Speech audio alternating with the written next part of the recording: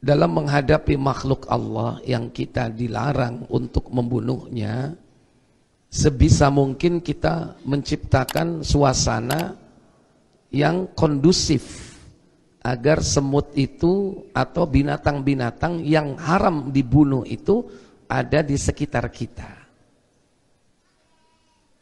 Nah, ada tindakan melalui dua pendekatan. Pendekatan pertama yaitu pendekatan kuratif. Kuratif itu sudah ada makhluknya, kemudian kita bersihkan. Yang kedua, tindakan preventif, yaitu pencegahan. Sebelum makhluk itu datang, kita kondisikan agar tidak datang ke tempat itu. Nah, yang ditanyakan Bapak ini adalah yang pendekatannya kuratif.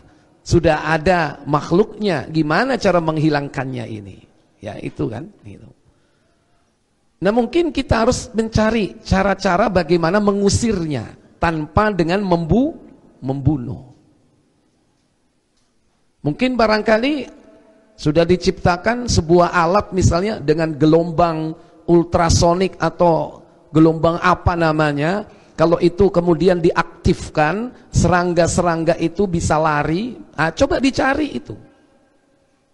Ini dengan pendekatan gelombang ya, yang bisa mempengaruhi keberadaan makhluk itu supaya menjauh. Yang kedua, dengan mungkin mengkondisikan tempat itu dengan bau-bau tertentu. Mungkin barangkali perlu kita cari, yakni bau-bau tertentu yang tidak disukai oleh apa? Oleh serangga yang diharamkan untuk membunuhnya. Dicari. Nah, antum dalam perkara seperti ini insya Allah masih bisa mencari alternatif ya. Bukan berarti tidak ada pilihan, banyak pilihan ya, banyak gitu.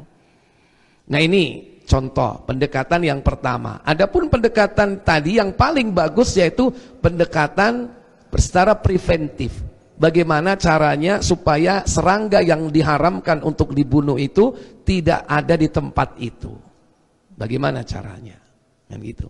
Mungkin barangkali tempatnya diblok ya dengan mungkin bau tertentu atau ramuan tertentu ini. Silakan. Kalau ada misalnya bahan kimiawi yang menyebabkan semut itu tidak mau datang ya, bukan dengan membunuh, silakan pakai. Atau dengan cara-cara yang lain, dengan sinar atau dengan membersihkannya dengan apa namanya? Bahan-bahan yang dibenci oleh serangga itu. Misalnya pakai bauan tertentu. Ya, silakan. Cari. Ya, jadi dua itu pendekatan. Yang penting kita berusaha semaksimal mungkin untuk tidak melakukan kisos. Bahkan bahasa kita pembantaian besar-besarnya, sebesar-besaran ya. Dalam Islam itu, maaf. Seseorang itu dibunuh karena sebab apa? Membunuh. Itu kan hukum kisos kan. Antum membunuh semut, pertanyaannya, siapa yang pernah dibunuh semut? Semut pernah nggak membunuh manusia? Halo? Atau keluarga antum pernah nggak dibunuh oleh semut? Nah, kenapa kita mengkisos dia? Jadi berhati-hati dalam perkara ini karena nyawa ini perkara yang jangan dianggap remeh. Karena itu makhluk Allah yang sudah dinas untuk haram dibunuh. Kecuali kalau makhluk itu boleh untuk dibunuh. Karena dengan alasan. Pertama, karena memang Allah telah ciptakan bahwa makhluk itu adalah mata rantai makanan kita. Manusia ini jenis makhluk omnivora. Dia boleh memakan tumbuh-tumbuhan, juga boleh memakan hewan. Silakan. Maka yang dihalalkan silakan makan. Bukan berarti lantas kita diharamkan membunuh lele, padahal lele itu makanan kita. Mau makan ikan gurami, waduh rek, seurip gurami ini rek, sakno is diculno, kamangan-mangan kok. Karena itu rantai makanan kita ini omnivora, makan hewan boleh, makan tumbuhan juga boleh, silakan, boleh memakan. Tapi kalau bukan bagian dari makanan kita, maka kita tidak boleh membunuhnya. Tentu didasarkan nas, diharamkan memakan hewan yang bertaring. Maka nggak boleh memakan hewan-hewan yang diharamkan memakannya. Di antaranya yang bertaring, contoh kucing, contoh anjing, singa, ya, harimau, ya, bedes, bertaring, maka tidak boleh kita memakannya. Jadi itu karena bagian dari makanan kita. Pertanyaannya, antum membunuh semut, arep botok semut. Halo? Kalau dilarang dibunuh berarti dilarang untuk diolah sebagai bahan makanan. Nggak boleh. Saya tanya, tawon itu boleh nggak dibunuh? Halo? Hewan yang Allah jadikan salah satu nama surat dalam Al-Quran, An-Nahl, surat 16, tawon, boleh nggak membunuh lebah? Nggak boleh. Tapi kenapa antum membunuh baby,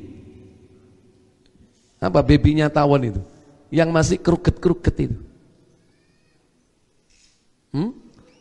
Kroto, manuk berarti sampean. Di satu daerah itu ada tawon, anaknya tawon, ya, yang belum jadi tawon, itu dikumpulin, dibotok. Pernah ada yang pernah makan itu? Pernah? Nih, kalau tawonnya nggak boleh dibunuh, maka generasinya pun nggak boleh dimakan. Saya tanya, emang nggak ada makanan lain gitu? Ya, jadi itu contoh. Kalau itu bukan bagian dari rantai makanan kita, nggak usah dimakan. Apalagi hewan itu diharamkan untuk dibunuh. Ini. Seorang tabib datang kepada Nabi untuk menjadikan katak sebagai obat. Nabi melarang, nggak boleh. Kenapa? Karena katak ini diharamkan untuk dibunuh. Nggak boleh dibunuh. Dan itu berarti bukan makanan kita. Tapi kenapa antum makan swike, Purwodadi? Ayo, siapa sing tahu? Hah? Nggak boleh makan katak. Bukan karena dia amfibi, dua alam, nggak ada hubungannya. Hewan dua alam nggak boleh dimakan. Welut panganan halal, dia juga amfibi. Kepiting halal nggak? Cak gundul enak, iya kan? Nggak ada kaitannya dengan amfibi, hewan dua alam. Kalau tidak ada nas yang melarang, berarti halal. Walladzi ja'ala lakumul arda walladzi ma khalaqa lakum ma'a walladzi khalaqa lakum ma fil ardi jami'a.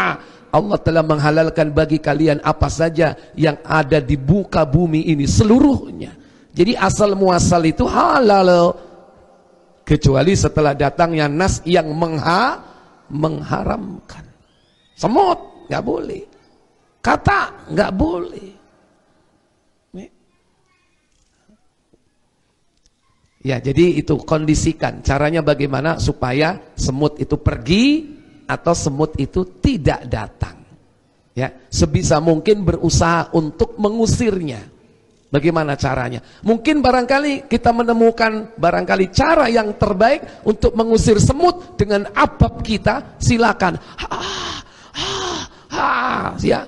Terus abapono terus cik melayu kabeh. Silakan pakai kalau kita menemukannya, ya kan? Barangkali mangan opo dhisik, ya kan? Mangan bawang sing akeh, abab sing mambu bawang iku cik kelenger semute melayu asal tidak mati, silakan, ya. cari cara tertentu yang tidak memasuki ranah larangan membunuh hewan tersebut.